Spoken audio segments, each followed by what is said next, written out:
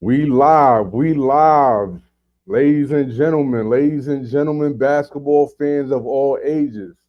Welcome to Legends Talk, the live show where we sit down with iconic figures in the world of basketball and we delve into their untold stories that have shaped their legendary careers.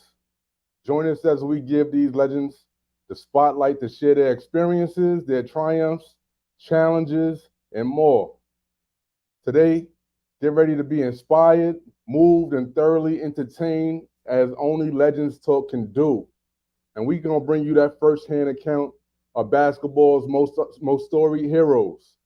Without further ado, let's honor the game and its greats in a way that only Legends Talk can do.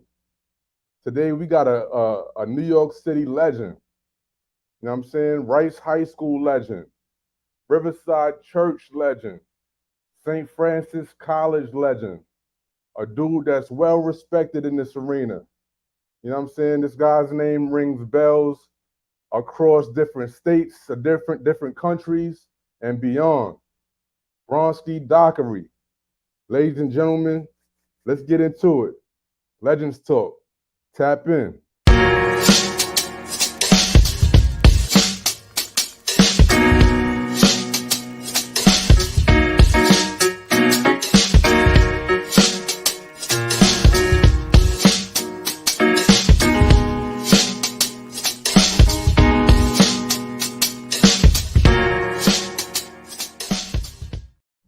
Oh yeah. Yo, Bron, move the down just a little bit so you could be fully in the screen, and we good. All right, we good, man. How you, bro? Thank you for having me, man. I'm wonderful. Hey, Wonderful. hey, man. It's like seeing a ghost right now, man. A lot of people. Oh, before I get into it, you also a Millbank legend as well. You know what I'm Yeah, saying? So I cannot forget that, man. But I never thought of that. yeah, that should have been the first one. Hmm. But yeah, man, it's like a lot of people right now. They seeing a ghost right now, man. You know what I'm saying? You're not on social media. You're not really tapped into that. You know what I'm saying? But you hear on Legends Talk, bro. How you feel? Man, thank you for having me, man. This is way overdue, man. Nah, Way no, overdue. no doubt, man, no doubt. But yeah, man, we're gonna get right into it, man. I know the people been waiting for this, and you know what I'm saying, we here to deliver. So without further ado, man, we gonna get right into it. You know what I'm saying? Like, first of all, for the people that don't know, where you from, and what kind of inspired you to pick up that rock and start playing basketball? Well, I'm from 112th Street between 7th and St. Nicholas, Harlem. Harlem. I'm from Mobile, Alabama, born and raised, but I came up here when I was about 8, 9, and my first coach was Ken Dool from 114th Street. I met Gerard, Hot Rod, we called him, and they took me to Melbank. So when I went to Melbank, you know what I'm saying, a wonderful, you know what I'm saying, role model, my father, you know what I'm saying, Wayne Banner, taught me the game of basketball. You know what I'm saying? So before I even put a basketball in my hand, a lot of people don't know this. They taught us how to swim first. We were Mm. swimmers before ball players. So we learned how to swim first, and then basketball, just I just fell in love with the game after that. Nah, that's a fact, man. I mean, of course, in Millbank, if anybody knows Millbank, man, you know what I'm saying, they got that pool in there. They got teachers and all that show you how to swim. So, you know what I'm saying. So that was a very attractive thing for kids. You know what I'm saying, coming from the inner city to Mm-hmm. learn how to swim. You know what I'm saying. That was big. But when you first started playing ball, man, like who were some of the guys that you kind of looked up to as far as their basketball game was concerned? Oh man, sheesh. Joaquin Reeves, Mike Graves, oh, my man Robbie. It was a few players before me that was really really good. You know what I'm saying? So I always wanted to be like them. Gary Saunders was a big impact influence on my life. Like I always wanted, you know what I'm saying, to be like him. Uh, It was a few cats. It was a few cats. For real, man. Shout out Bad to. one. What'd you say? Bad one was good going up. Mike McLeod, Chopper. It was a few cats that was way better than me at that early age where I had to really work on my game. James White. It was a few, you know what I'm saying? Thomas Coleman. It was a few cats, you know what I'm saying, that was a little older than me when I first started playing ball that really try to, teach me the game. You know what I'm saying? If it wasn't for Wayne Banner, I won't be the person or the man that I am today. He really taught me how to be a man. He really taught me how to play the game the right way, do things the right way. You know what I'm saying? If it wasn't for him, like I said, I wouldn't be the person or the man that I am today.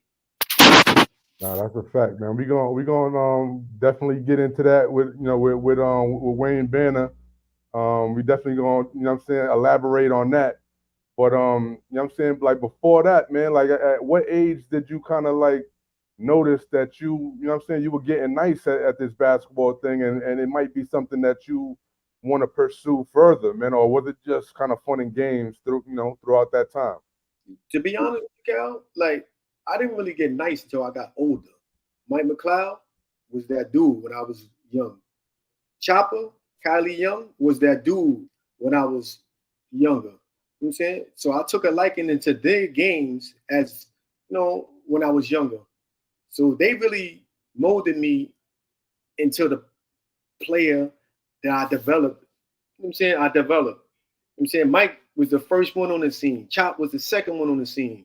And we just took it from there. You know what I'm saying? We went all over just playing basketball. You know what I'm saying? So with those guys, and I knew they was on my team, we wasn't losing.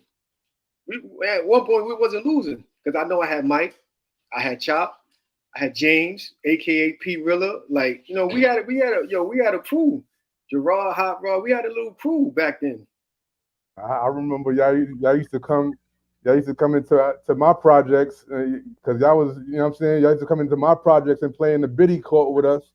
And what I'm saying, like I'm used to playing on that court and staying on that court for all day. But now we playing against y'all and now we really had to what I'm saying, like sit out because we losing games and all that. And it was competitive. Mm-hmm.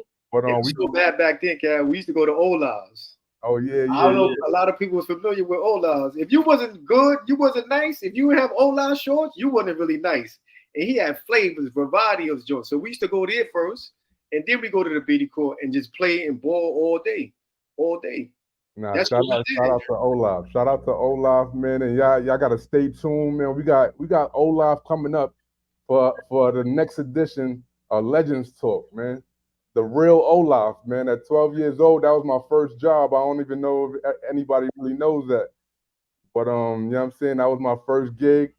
And we got him popping up, you know what I'm saying, into the Legends Talk arena. So y'all stay tuned for that. But kind of fast forwarding a little bit, man, you went to Rice High School, right? Like some of the New York City's most iconic ballers also were there with you. Mm-hmm. Tell me about like how competitive those practices were when everyone was fighting for playing time and their spot in the limelight. Yo, to be honest with you, we was like the Fab 10. We had two Fab Fives, man. We had a Fab Five, then we had another Fab Five. But a lot of people don't know this. I went to A. Philip Randolph my freshman year. You know what I'm saying? And then when I started playing with Riverside, Derrick Wilson, like we was I guess Batman and Robin.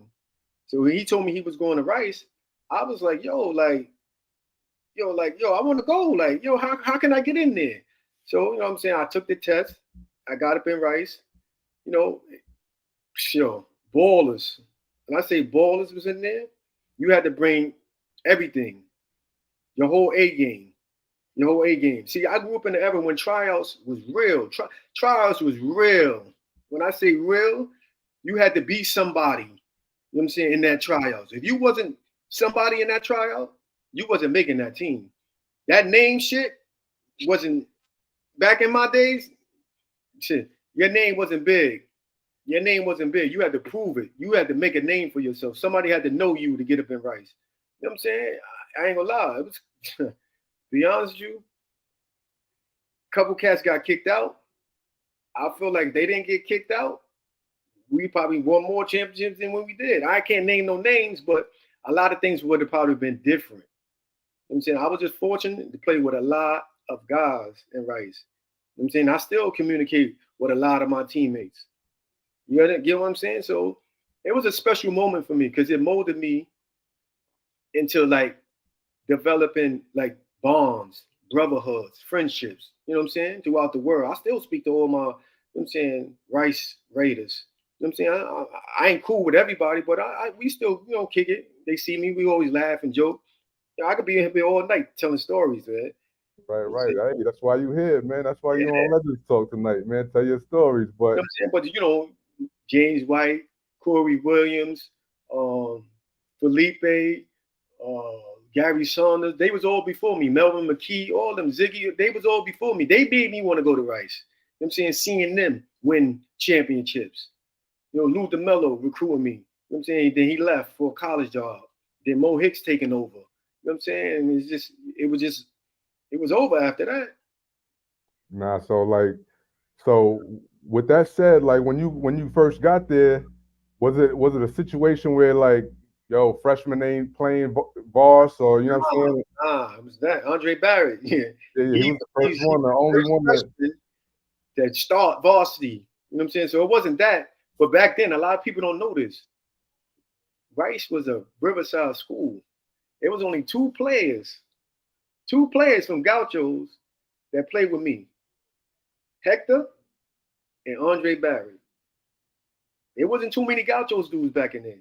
Back then, Gauchos players played with St. Raymond's. They went to St. Ray's. So right. Riverside was, you know, Rice. You know what I'm saying? So it was only two players, like I said, Hector and Andre Barrett.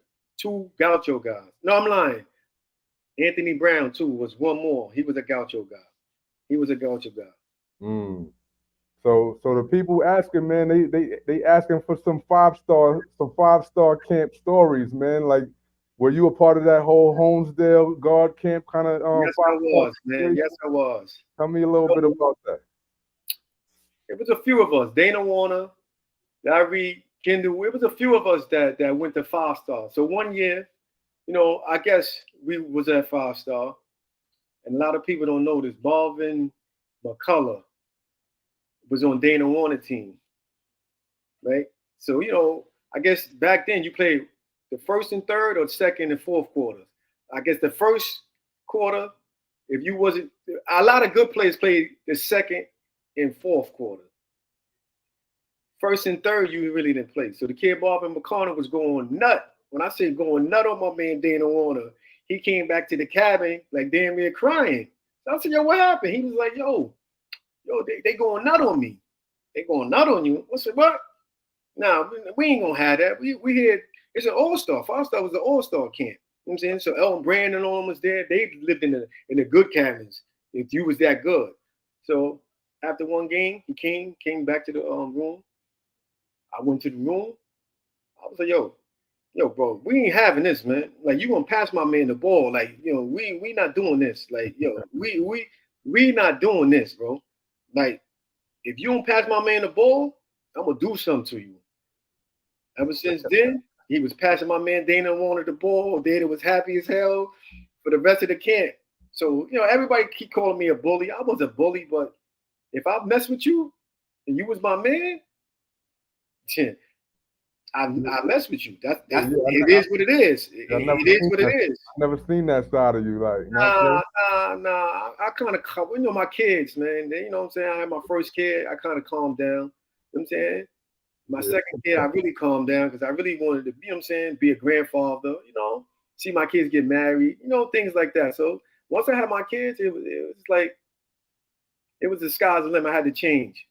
But I was a wild boy, though. Dana tell you that. They don't want to tell you that. Yeah, I think he in here, too, man. Shout out to Dana Warner. He tell you. Manhattan Center's finest. I was so wild. I think the kid was in the shower when I went and approached him. I ain't even kid. Marvin O'Connor was in the shower. I think he went to Villanova, too. And I was like, yo, man, listen, it is what it is. This is it. We from New York. You're going to pass my man the ball. And I promise you, ask Dana. He got the ball. that next game. Yo, shout out to John Flynn, Boogie Flynn, Pops. Son doing tremendous work out there, man, on the scene. Kentucky commit and all that, man. That's your man and all that. So Yeah, that's my man. I'm happy for the kid, man. I'm really nah, happy for that definitely. kid, man. He work hard. He work hard. Facts. So If I was in shape right now, I'll give him 30 though. hey so Bron, so everybody, you know what I'm saying, grows up and has a number, you know what I'm saying, a jersey number that they, you know what I'm saying, that they always like or always try to grab in every tournament. What was your preferred jersey number and what was the motivation behind playing with that number? I always liked Isaiah Thomas. So when I first got to Melbourne, Wayne Banner gave me number 11. I was number 11 for a very long time. So that was my motivation, that Isaiah Thomas was my favorite player growing up. Right. So I think as I got older, I think I started liking number 15 for some reason. And I stuck with 15. I stuck with 15 after that. When I got to St. Francis, well, I was at Rice, I was number 11. And I don't know who got my number after the number. I think Kev Bell got the number 11 after me. You know what I'm saying? So Shout out to Kev Bell, man. Another great guy. Rice, Great guy. another Rice Well, Raider. and then I fell in love with number 15. You know what I'm saying? Then I started thinking I was Mellow after that because, you know, Mellow was number 15. No, that's fire. But like you played for Riverside Church also, man. Through I guess through Wayne Banner. Shout out to Wayne Banner. He was kind of, you know, he was the intermediary between Millbank and Riverside, right? So And what I happened remember, was, yeah, a lot of people tell don't me know. about The that. only people that was in Melbourne with us know this. Mike McLeod, James McNair, a.k.a. P. Rilla. They was the only two players that didn't go to Riverside. When Banner, you know what I'm saying, branched off and said, listen, Melbourne can't do what Riverside can do for you guys.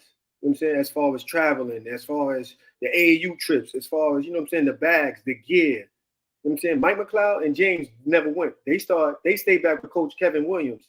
So, Right. to be honest with you, when I guess Melbourne couldn't, you know what I'm saying, finance certain things, you know, Banner said, listen, we can't, I done everything I can do for y'all.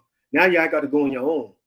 You know, it was a loyalty thing. You know what I'm saying? But Riverside, you know what I'm saying, took me to the next level, took my game to the next level. So when Banner stayed, Kevin Williams took over. Right. So I went to Riverside. I think Bingo was my first coach. Bingo was my first coach at Riverside. Then I, you know, worked my way up to the 18. Then I started, you know, traveling, getting the bags, getting the gear, you know. Yeah. Tell Playing me, with everybody. I need to know. I need to know about that bag situation, man. Yo, Like man, if a you little. didn't have a Riverside bag or the jacket, and that van wasn't dropping you off and picking you up, you wasn't really that dude. You wasn't really that dude. Shout You out to was Kev not Bell. really that dude. You know what I'm saying? If you didn't have those three things, you Hey yo. wasn't really that dude, man. That jacket, that Oh bag, man. and that van drop off was very, very big back then. Nah, that's a fact. That's a fact. Yo, Reem Reed hit me. He said, "Yo, tell Bronze he's a bum." Yeah. You know, it's crazy, right? He's one of the first guards that I fell in love with, Kareem Reed, when I got to Riverside. Him and JaVale. I used to sleep at JaVale's house on the east side, bro. Because I wanted to be, you know what I'm saying, like JaVale. You get what I'm saying? Like, when I was coming up, he was that dude too.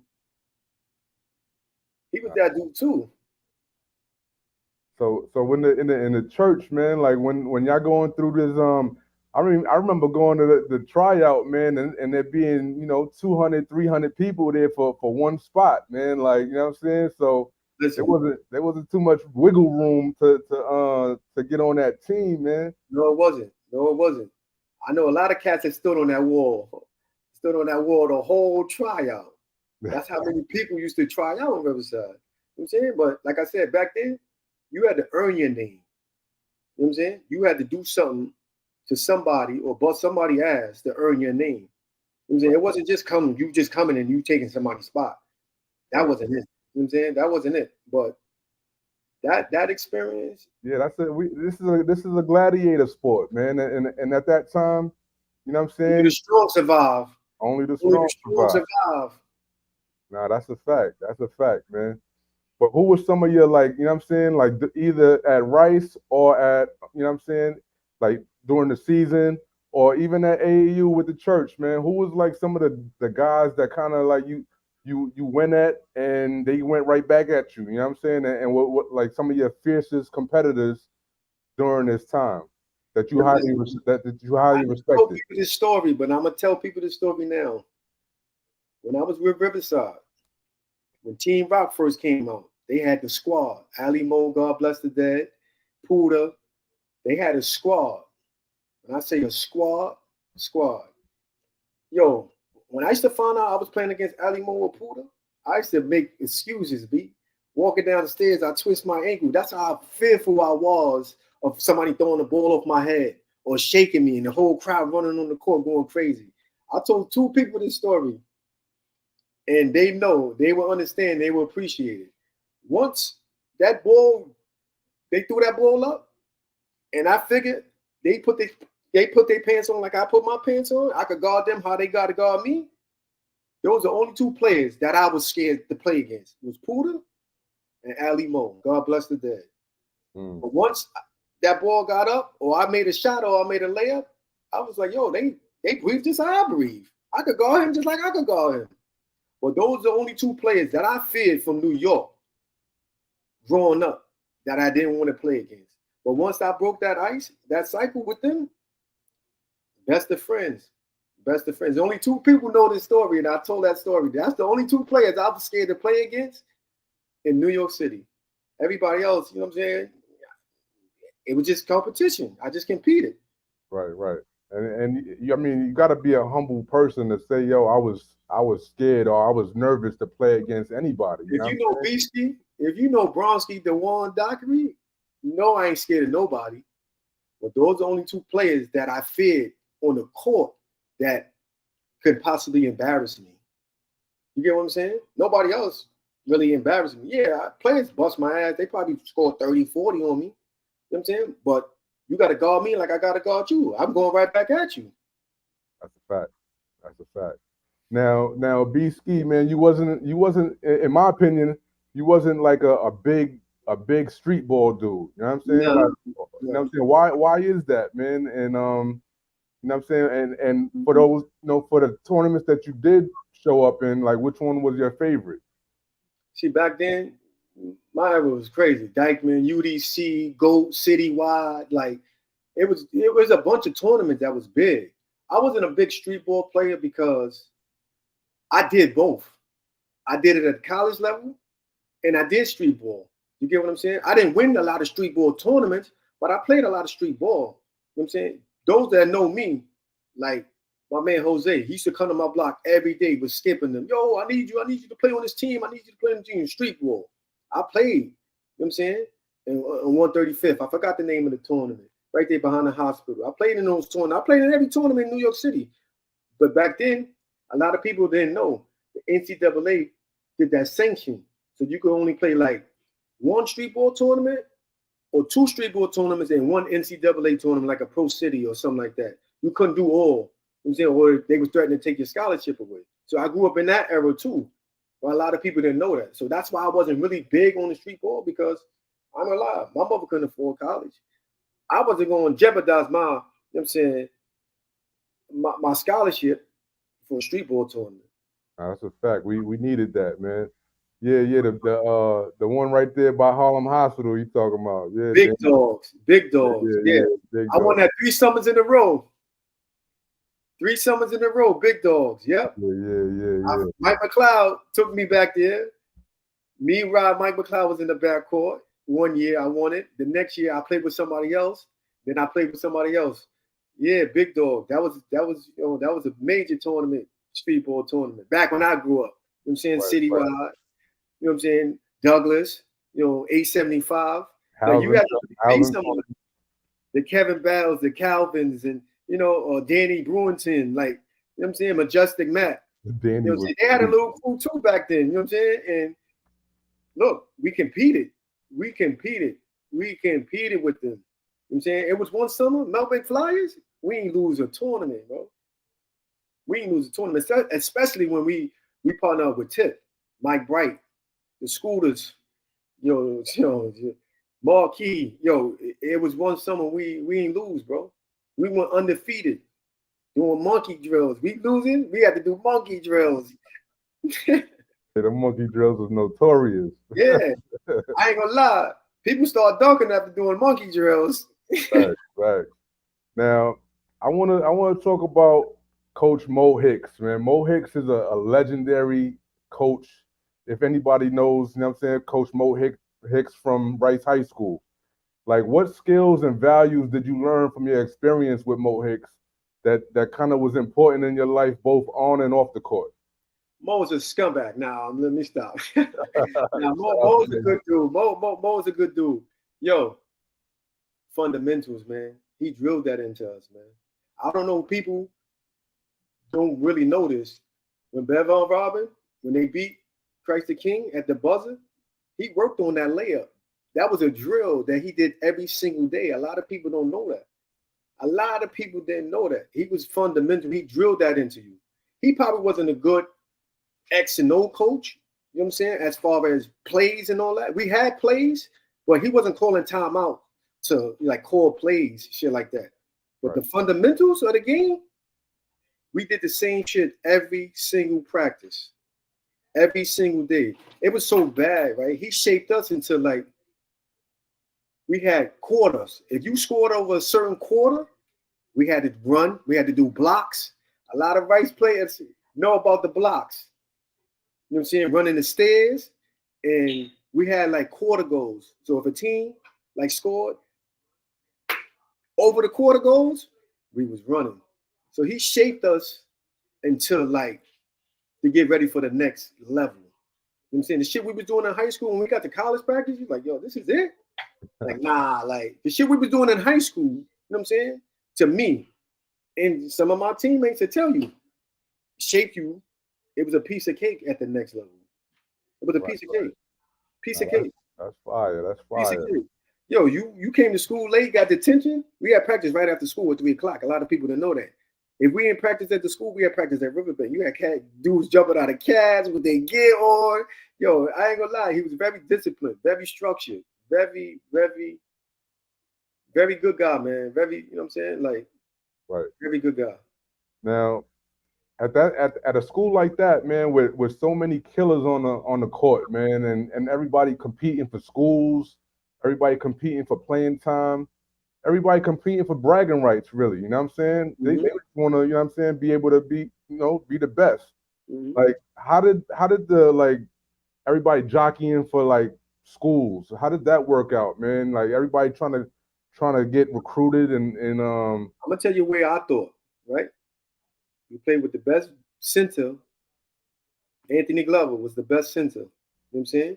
And we played with Kendall, Manor, you know what I'm saying? Franklin Temple, Big Mike, Kenny Satt, Andre Barrett, Kevin Bell, Courtney Fields, you know what I'm saying? Myself, Rockman. Anthony Glover made the game easy for all of us. He had all the schools coming at him. So us, we used to think, if they coming to see Glover, they coming to see us too. So whoever was doing good in practice or killing in practice that day, we let them shine. That's how unselfish we was as a team. You get what I'm saying? Right. Like nobody really averaged over 10 points. Anthony Glover, a lot of people don't know this. Anthony Glover probably averaged 11. That's wild. You understand what I'm saying? So competing I didn't have plays ran for me. I had to get mine off the mud, steals, defensively, offensively. So I try to figure it out. You know what I'm saying? We all try to figure it out because we knew if we was up 20 or 30, we was coming out. Mo was subbing you out. You get what I'm saying? And then your average is going down. Your average is going down. Right. There was only one player in Rice that really was concerned about his points. That was Kenny Satterfield. Yo, he had it in his head. If he scored a certain amount of points, his average would go up. He was very smart, though. He was very smart. But we grew up in that era where like I said, I had to get mine out the mud. No plays was ran for me. Not saying I wasn't a scorer, because I left 8th field of Randolph my freshman year, averaging 20-some points a game. You know what I'm saying? I knew my role when I got to Rice. I knew that nobody was scoring over 20 points. Nobody was scoring over 20 points. And that was the era. It was really bad. But, you know, we made it. We made it. You know what I'm saying? We won chips. You know what I'm saying? We bonded. How many of y'all won? I won 1. Kenny Sadden, I think Dre and them won 2. I think Glover won 2. Kenny won 2. I think Derek won 2, if I'm not mistaken. That's fire. I won 1. Now, what schools did you hear from? I'm saying, like, and what was your, well, really, like, what was your first college letter? You know what I'm saying, that you received at Rice High School, and you know what I'm saying, like, and how did that make you feel getting a letter from that school, man? At that time, it was them letters were big. Them things was free to send off. So I had Miami. I had a couple of schools, and a lot of people don't know this. I didn't do too well on my SAT, so I went to junior college. You know what I'm saying? So I had Miami, I had, Georgia Tech, I had Fordham. You know what I'm saying? I had a lot of schools that was really like wanted me. Manhattan College, they really wanted me, but I didn't score too high on my SAT, so I had to go to the JUCO route. Right. You know what I'm saying? And that was another experience. You know what I'm saying? Right. So you ended up at Tallahassee Community College. Me and Dana Jones. How was that experience for you? Oh man, I'm gonna tell all these young players, you know what I'm saying, that's coming up now. College is the best experience that you can experience. Go away. If you got an opportunity to go away, go away. You know what I'm saying? It was a fun experience for me. Me and Dana went. A lot of people don't know that. Me and Dana Jones. I think he let the PSA in, or he had 50 points with a broken wrist, but I don't think his wrist was broken. But a lot of people say he was broken, but I don't think it was broken. But he averaged like 40 something. So when we went to Tallahassee, we didn't even know they was recruiting both of us. We found out on a visiting trip. You know what I'm saying? They had Kirby Thompson was there too. So he was our chaperone. And that was the best experience too, man. Tallahassee. I met Marcus Hatton, Antoine Jones. Like, I won. Everywhere I went, I won. We played Globe one year, then we played Monroe one year too. My freshman and sophomore year. I killed my man Eddie Campbell. Man, I killed my man Eddie Campbell. That's my man. I love Ed to death, but they came down there. Then we played Mike McLeod in the Globe. Andre Stanley was there on that team. We killed them too. Hey man, see this again. This a gladiator sport, man. So if you only did the strong survive. If you did it, it's like for bragging rights. You know what I'm saying? So it's so funny because we talk about stories now and we just laugh about it. You get what I'm saying? We laugh about it now. I run into Andre Stanley. We talk about sports. We talk about this. We talk about that. You know what I'm saying? Like, right. They know Oka Rucker to me, it was a street ball tournament. Right. You know what I'm saying? Team Rock, no. They know who was on that team. Destroyed a couple dudes. You know what I'm saying? But I'm not here for that. You know what I'm saying? I'm gonna give my opinion. You know what I'm saying? I'm not here for that. But I ain't gotta say I'm lying and that's facts. I destroyed a lot of people. But a lot of people say I was a bully too. So, they would say, "Oh, that's why you did such and such, because you was a bully." Well, I mean, we we're here for your story. This is your story, you know what I'm saying? So, but back to the transition before, the transition from high school player to college player now. Like, what was the biggest difference between the two? Like, you know what I'm saying, in terms of the physicality or maybe the mental part of the game. Like, you know what I'm saying, what was the biggest difference for you? At that point, from high school, like I said, Mo prepared us for the next level. So when I got to college, you know what I'm saying, I wanted to be a scorer. You know what I'm saying? You got to remember, I wasn't a role player on Rice, but I knew my role. You know what I'm saying? So I appreciated my role. So a lot of people can't do what I did. They can't go from a big-time high school to St. Francis in Brooklyn and be a role player. I was the man in St. Francis. I ain't gonna lie. My junior year, when I got there, we were supposed to win, you know what I'm saying, the NEC conference. I got into trouble. And a lot of people don't know that I got into trouble, so I got suspended for the last 10 games. You know what I'm saying? I've played with Carl Sanders and Cliff Strong and my man Jason. You know what I'm saying? Like, to me, personally, I feel like if I didn't get into that situation I got into, we'd have won the NNC conference, hands down. You know what I'm saying? We played Seton Hall that year. We played St. John's that year. Like, all my high school teammates. So I went from a role player to, like, being the man. A lot of people don't know I averaged 17 points in college. Yeah. That's a lot in Division I basketball. That's a lot of that points. was the next question. That was actually the next right up, man. You averaged from averaging 10, 12 points, you know what I'm saying, a game at Tallahassee to 17 points at St. Francis. I was the man. And a lot of people don't know this. I was the only player to, in St. Francis history, to shoot 100% from three-point line. I shot 7 for 7 against Central Connecticut. That's tough. Now you averaged 17 points your first year, and about 20 points the following year at St. Francis, right? Now, what you I made back-to-back. What you doing? Championships. My first year I got suspended. My last year we lost to Wagner. Yeah. I mean, with you being, you know what I'm saying, with you being able to perform at an elite level like that, you know what I'm saying, the Division I level is tough. It's tough to average 20 points, and you did that. But, like, you know what I'm saying, like, did you have any aspirations to play professionally, you know what I'm saying, throughout this time? You know what I'm saying, whether that be NBA or, you know what I'm saying, or overseas somewhere? Absolutely. And you know what I'm saying, what was the next move for you in terms of that? You know what I'm saying, following up your schooling, your time at St. Francis, with now your aspirations to play pro. I had kids, man. I had my kids early. I had my kids back to back. You know what I'm saying? So when I had my kids, you know what I'm saying? You know, my baby moms were one of them. She wanted money now. She couldn't wait for that money. You know what I'm saying? She couldn't wait for me to get the opportunity to go overseas. She wanted to get paid right then and there. She wanted to, you know what I'm saying? She wanted the money. And I get it, you know. My son can't eat those plaques. You know what I'm saying? Like, you know, my daughter can't eat those plaques. You're right. Right, So right. I had my kids young. Right. I said young. You know what I'm saying? I love my kids, but I had them young. You know what I'm saying? I was very young. You know, I was a knucklehead too. You know what I'm saying? I don't think I was really prepared, you know what I'm saying, to be a father at that time. Right. You get what I'm saying? So, you know, I toughed it out. I stuck it out. I had to do what I had to do. You get what I'm saying? But, you know what I'm saying? I had opportunities. And then back then, it was a lot of wars going on in these countries. You know what I'm saying? Back then. And a lot of, you know, people was getting kidnapped.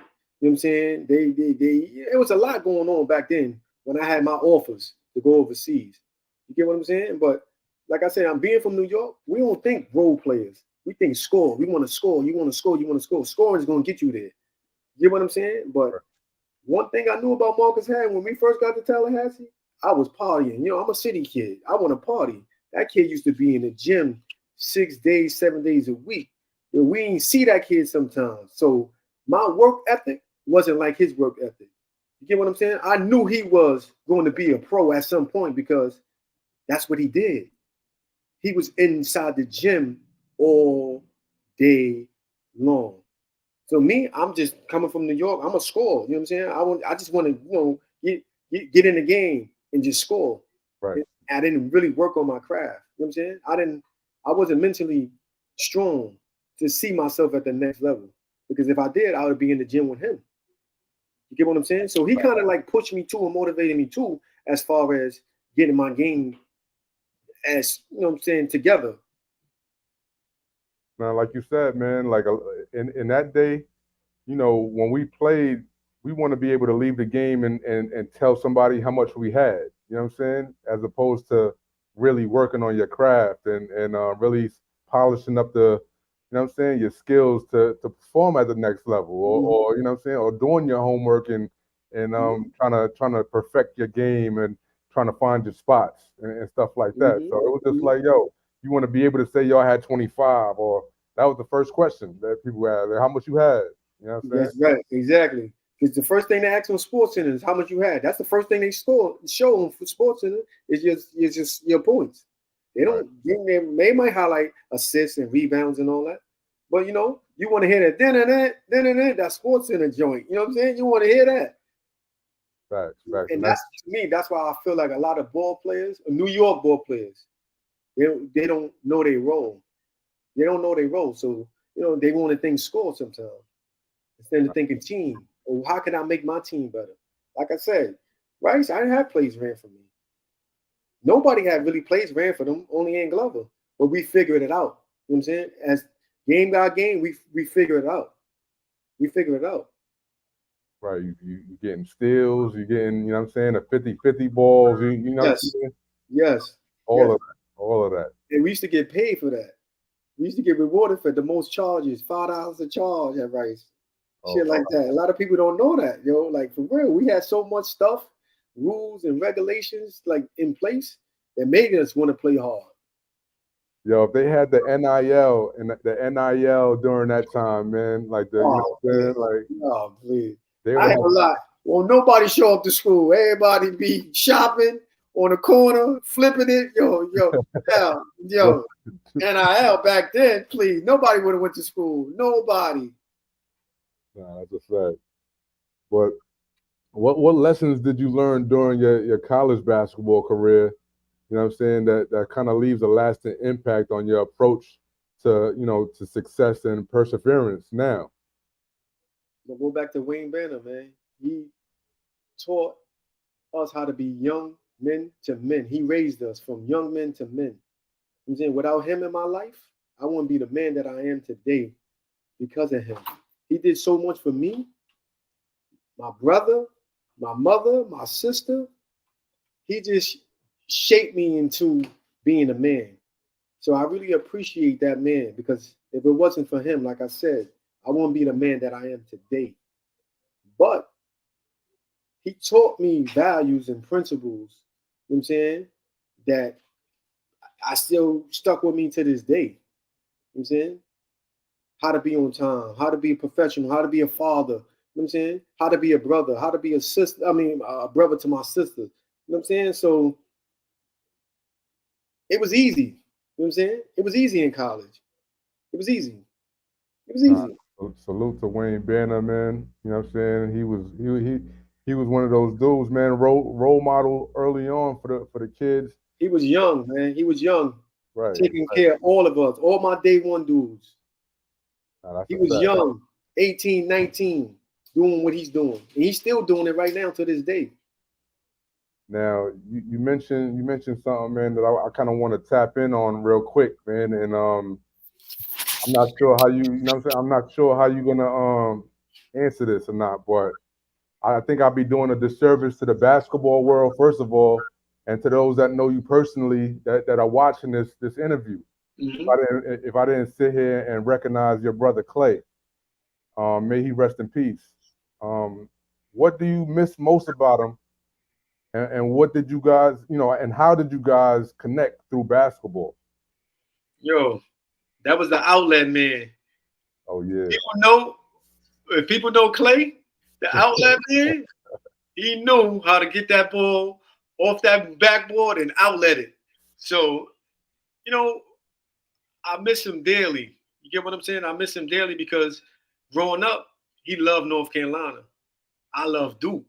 So, you know, that's a rivalry. You know what I'm saying? That's a rivalry. So a lot of people don't know that me and him used to fight over Duke and North Carolina all the time. You get what I'm saying? Like, you know, he was a big teddy bear, man. People that knew Clay knew he was a big teddy bear. They loved him. You know what I'm saying? Like, when we moved uptown to 143rd, I played with Tony Rosa and them. You know what I'm saying? Little East. You know what I'm saying? A lot of people don't know that. You know what I'm saying? And Pee Wee's and, you know what I'm saying, my man, Steve McDowell, like, they, you know what I'm saying? That was another set of people that, you know what I'm saying, taught me how to play the game, that Little East. You know what I'm saying? My man, Kimani Williams, you know, we was in there on Saturdays. You know what I'm saying? So, it's a lot of people, man, I'm very thankful for, man. Tony Rosa, Rock, you know what I'm saying? I really appreciate it. You know what I'm saying? I really appreciate it. Them. Those guys are legends in their own right. You know what I'm saying? Just remember, I was a downtown dude. They wasn't letting downtown dudes come uptown and play in Little East and all that. Facts. Yeah, downtown dudes, man. Yeah. You know what I'm saying? But yeah, man, I miss your brother too, man. Your brother Clay was a class act, man, and he was on my age bracket, so he was on the team with us, with the me, the Eltons, and the you know what I'm saying, Raheems and all of them. Like, Stills and all of them, right? yeah, man. So, you know what I'm saying? I really got a chance to really, you know what I'm saying, know him for who he really was and outside of basketball. And every time when I seen him, it was always love, you know what I'm saying? Always love. So, you know what I'm saying? And yeah, I miss him, bro. So I had to ask that question just, you know what I'm saying, just cause I know that's not something that you know what I'm saying, that's something that's a traditional interview question. Mm-hmm. But I definitely, you know, I respect you guys both, and I had to ask you that. But Nah, it's cool. It's cool. I mean, I miss him daily, man. I miss him. Big old teddy bear. Those are new Clay. I'm saying everybody that drove through my block seen him first. It was people I played ball with, you know what I'm saying, or didn't play ball with, ran into him, you know what I'm saying, and chopped it up with him. right, You know what I'm saying? So it's like, right. it was crazy, man. It was crazy. Now you got the guys. You know what I'm saying. We kind of tapped in on it earlier with the Boogie Flins and the you know the kids that are out there right now, man. Like, what advice would you give these young athletes that are kind of trying to navigate through the transition of going from elite high school to college now? First and foremost, I would tell them, listen, go where they want you. Don't go where they need you. See, a lot of kids pick the wrong schools thinking they're going to go play minutes, and they really don't pan out to, going going to big time schools and, being these big time players. You know what I'm saying? Go where they want you, not need you. There's a difference. So some of these kids be picking these big time schools thinking they're going to play, not knowing these coaches got to recruit McDonald's All-Americans to keep their jobs. You get what I'm saying? So a lot of players want to go to these big time schools and they're not big time players. Go to the mid majors, you know what I'm saying? And play. I went to St. Francis. And I played. I could have shot a Steph Curry shot and not looked at the scorer's board because nobody was going to take me out because I was the man. A lot of people don't know how to go to these big time schools and be role players or accept their roles. So my advice to some of these players now, go where they need you, not want you. It's a big difference. That's tough, man.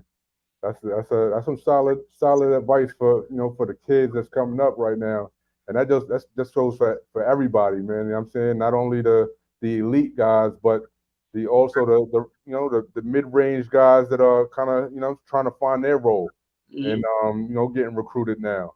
But you know what I'm saying, all of us had a passion, all of us had a love for the game. But how's your love for the game kind of transformed, you know what I'm saying, over the years, and in what ways has it continued to influence your life and your pursuits outside of the sport? Honestly, I used to play ball 2 days a week. I used to play in Kennedy Center on Tuesdays, and Saturdays I used to play downtown. A bunch of young cats. You know what I'm saying? Rob Sweet, my man Lenny, my man Grease, Scooter.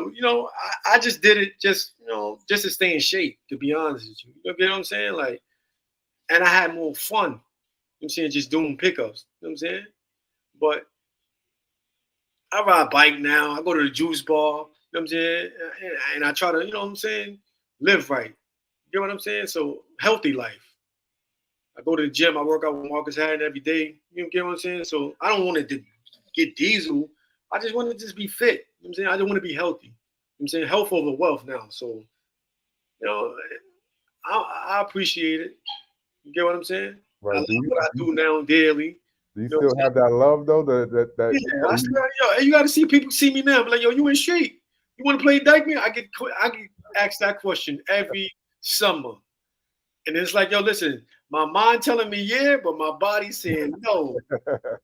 I play the game right now. Even in the Rice Day, the alumni game, they wanted me to play. I said, bro, if I play Rice Day, I won't get out the bed for 3-4 days.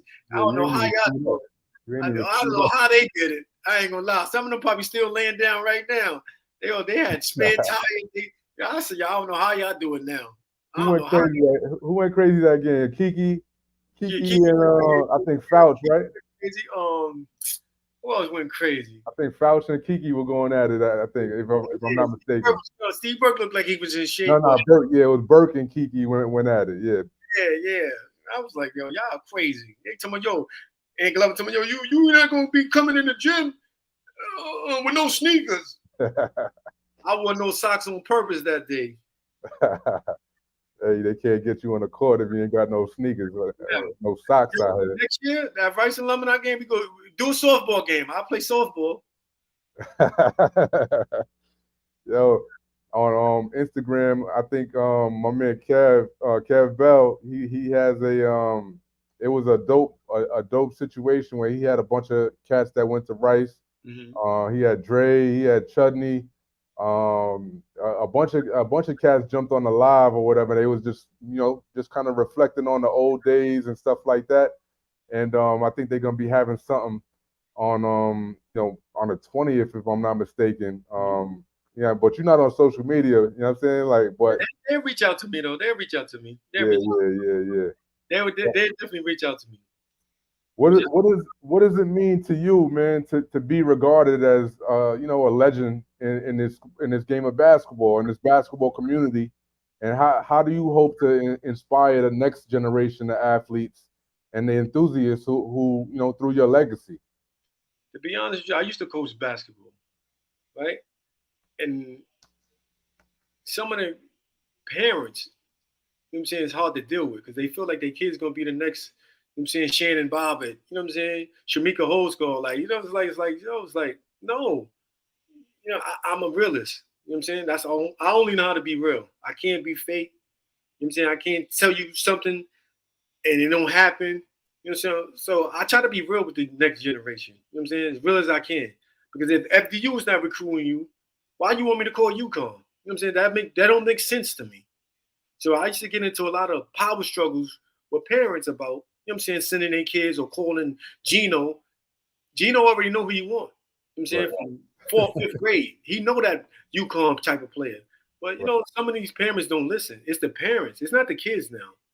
I used to coach girls and boys. The difference between girls and boys, you don't see girls out in the park playing 5-on-5. You see boys playing 5-on-5 every summer or any park you go to. But if I'm not Kyrie Irving, you know what I'm saying, or Sham God, I don't know what I'm talking about because I ain't make the NBA. And that's the sad thing about certain kids down these days. You get what I'm saying? Because I played at a very high level on, you know what I'm saying, in college and street ball. You know what I'm saying? So I had the best of both worlds. But because I ain't make the NBA, a lot of kids don't want to listen to me. You know what I'm saying? They don't want to listen to my experience. Like a true story. Kenny Satterfield used to coach his son real hard. Everybody used to call me, yo, why Sat is bugging out on his son? Yo, he's going crazy on his son. I said, yo, bro, that man won at every level. High school, college, and he made the NBA. So I can't tell nobody what to do with their son. You know what I'm saying? Like, he called me. When I called him, I was like, yo, what's up with you? What's up with you and your son? He was like, yo, Bronski, you won, right? I said, yeah. He said, you taught me how to win. So I'm only instilling what you taught me to pass it down to my son. I said, wow. I didn't even think about it that way. That's tough. Look, I found something to him that I did not know. After all these years, and when he went to Cincinnati, you know what I'm saying, or not speaking, and he's doing his thing, and he came back and hit me with that count, I was like, wow, that was crazy. Yeah, he did it at every level and made the league too. And you know what I'm saying? So he knows what he's doing. You know what I'm saying? Like who am I to tell him what to do with his son? Right. You know what I'm saying? But he taught me, or he told me, like, yo, Bronski, like, I'm only passing down what you told me. And then at that point, I didn't even know what he was talking about. That's fire. But like just to kind of elaborate on what you was just saying a little while ago, just a second ago, about you not making the league, right? So kids not really Like you can't really talk to me. You can't really tell me what to do if you ain't make that level, right? But it goes with anything, man. Like how can you teach? How can you listen to somebody that that try to tell you about how to make $1 million if they broke? You know what I'm saying? Mhm. And sometimes, That's a good sometimes, point you made, Cal. That's a good point you made. But just because I ain't make it doesn't mean that I don't know what it take to get there. right? Or You know what I'm saying? you My made work certain ethic, you couldn't tell me that. You can ask Peter Mulligan. He used to work out with me in the summertime. Yo, I used to run the stairs, run 4 or 5 miles, lift weights, swim, then go work out. You couldn't tell me I wasn't going to the NBA. You get what I'm saying? But I know what it takes to get there. Just because I ain't make it doesn't mean I don't know what it takes to get there. right because You you made understand? certain you know what I'm saying, certain Sacrifice. detours that you Yes. could say, yo, don't take that detour. I took that detour and it ain't get me nowhere. So here's what you do. You go this way. You know what I'm saying? And nah, that's tough. I go to a few of my friends that coach. I go to the games, and I took a liking to certain players that reminded like me, myself, you know what I'm saying, and them with their attitudes. You know what I'm saying? And I try to tell them, you never know who's sitting in the stands. You never know who's watching you. You know what I'm saying? Your body language. So I try to pass down my experience onto the generation now. You get what I'm saying? I take a liking to certain players and I talk to them. You get what I'm saying? I talk. I talk my talk. I keep it real with them.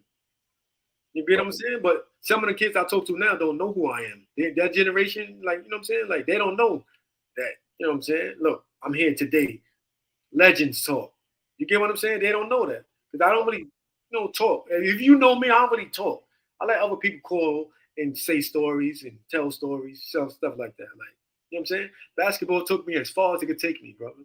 I met people like you, and all over the world, I met people. I got friendships in the world. You know what I'm saying? Just because of that orange pill. So I'm very grateful, happy of where I'm at today in my life.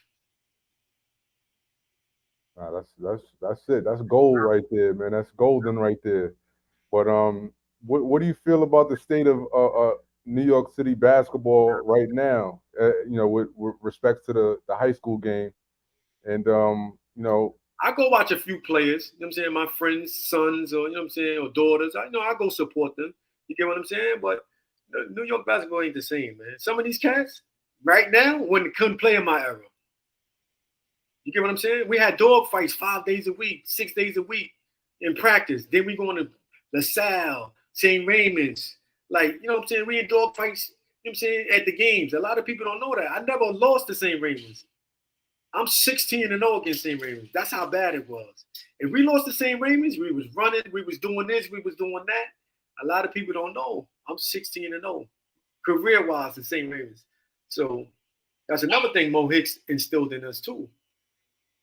yeah, I think y'all had the most intense rivalry I've probably ever seen. You know what I'm saying? Crazy. Can you reflect on a challenge, like a crazy challenging moment, you know what I'm saying, in your career? And can you share how you overcame that moment? Oh man, Cal, that's so many, man. We can talk all night, man. I got so Yeah, many yeah. stories. I don't want to embarrass nobody. I don't want to lose no friendships over none of that. It's so many, man. It's so many. I know, I I'm know. a knucklehead, Cal. So many stories, man.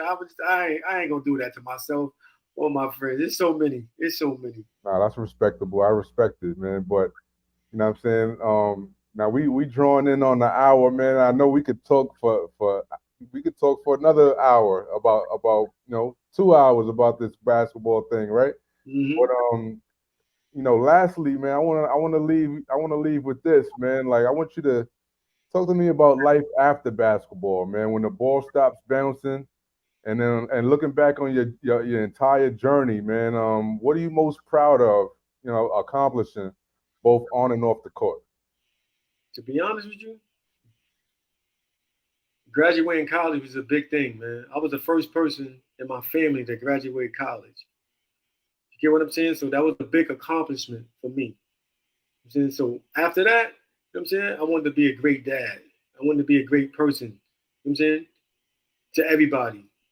So I'm just who I am. You know what I'm saying? This is what you see is what you get right here. You know what I'm saying? I'm not a fronter. I'm not a I don't front. I don't sugarcoat shit. I say what it is. You know what I'm saying? I'm just happy right now. So like I invest a lot in real estate. You know what I'm saying with my boys. You know what I'm saying. I used to own a restaurant, or I invested in a restaurant out here in Jersey. A lot of people don't know that. Um, Now I just support my friends. Like I said, my man got a juice bar. I mean, my man live right every day juicing. You know what I'm saying I support my man. I work out. And like I said, basketball took me as far as it could take me. I met people from all over the world, all over the 5 boroughs. You get what I'm saying? And I still communicate with certain people. You know what I'm saying? They call me to check on me, or I check on them. You know what I'm saying? I go to Dykeman. I go to everybody. I support. You know what I'm saying all my former teammates, kids. You know what I'm saying? Right now, that's just who I am, man. Like it's just who I am. Much respect to everything that you were able to accomplish in your career. You know what I'm saying, Bronski, you my man. You know what I'm saying, from long time, man. Many years, man. You've always been the same dude. You know what I'm saying, and always treated me with respect. Always, you know what I'm saying, showed that love, regardless if you was, you know what I'm saying, if you was the man at Rice, or if you was, you know what I'm saying, or you was, you know what I'm saying, just chilling on the block. You know what I'm saying? You just always the same dude, and I highly respect that, man. I highly respect you. You know what I'm saying? I like to thank you for coming on the platform on such a short notice. You know what I'm saying? You embrace me, man, and I love you for that, bro. And I love you too, man. Appreciate it, Word, man. A lot of word. people know this is 20 years of friendship right here. Probably more than that, man. Probably more than that, man. And you know what I'm saying? Quite frankly, I'm proud of you and to the man that you've become. And you know what I'm saying? It ain't over, man. And, you know what I'm saying? We still evolving, we still growing. Mhm. And you know what I'm saying? We, like you said, we using this basketball, we're using this orange pill. Look, we still talking about it right now. You know what I'm saying? You told me And the game of life, man. right. It's about life right here. So, you know what I'm saying? And it's built so many brotherhoods and you know what I'm saying, so many bonds that you know what I'm saying, it even probably got us out of trouble or whatever, man. So, you know what I'm Mhm. saying? I appreciate you for jumping on, bro. Everybody's in the comments, they love you. You know what I'm saying? Everybody in the comments love you, bro. You know what I'm saying? You ain't on social media, so you probably don't get a chance to really see the people that really show you that love and respect, man. But when I posted this interview, you know what I'm saying, the people went crazy, man, and you know what I'm saying, we had a record amount of people tap in today. Um, Love you, bro. Word up. If you need me for Thought I was anything, gonna go crazy. They thought I was going crazy. They thought I was gonna tell some stories, huh? yeah, nah. This is, we you did what you did, man. You know what I'm saying? We ain't jumping out the window and trying to Nah, trying to nah. do no I'm all controversy for and that. all of that. I'm all for that now. We ain't about none of that, man. We about positivity. You know what I'm Giving saying? out the flowers, passing the flowers out, man. I'm about Right, passing man. the That's what. flowers out. Now, granted, if you jumped out the window and you want to tell me how you had 30 on XYZ, you had 8, you know what I'm saying, 80 points on such and such, that's your story. You know what I'm saying? And who am I to correct that? But Mhm. you know what I'm saying? But again, man, you did what you did. Professional, man. You got to keep it professional, man. Highly, You everybody, yeah, know, highly respectable in this arena. And I love you, bro. Word yo, up. appreciate you, man. Appreciate you, man. Anything you need from me going forward, man, just let me know. I'm one text away, one phone call away. Just let me know. I appreciate you having me going. Long overdue for this. You know what I'm saying? I appreciate my flowers, my recognition. You know what I'm saying? But it take a village. It wasn't all about me. You get what Right, I'm saying? So like I I rarely see you interview coaches. You get what I'm saying? Or people that was very impactful in other kids' lives. You get what I'm saying? So, I had to give, Wayne Banner his flowers, man. right. I had to. You know what I'm saying? Had to. People love you, bro. So yeah, with that said, man, we signing out, man. Another edition of Legends Talk is you know what I'm saying, is up, man. So Y'all enjoy that, man. Go share that, like it, subscribe to the channel. You know what I'm saying? And we out of here, man. Appreciate you, Appreciate bro. you, man. Thank you, man. Thank you for having me, man. Yes, Thank you for sir. having All right, bro. me. All right. Ladies and gentlemen, there you have it, man. Legends Talk, man, with Bronski Dockery, one of New York City's finest.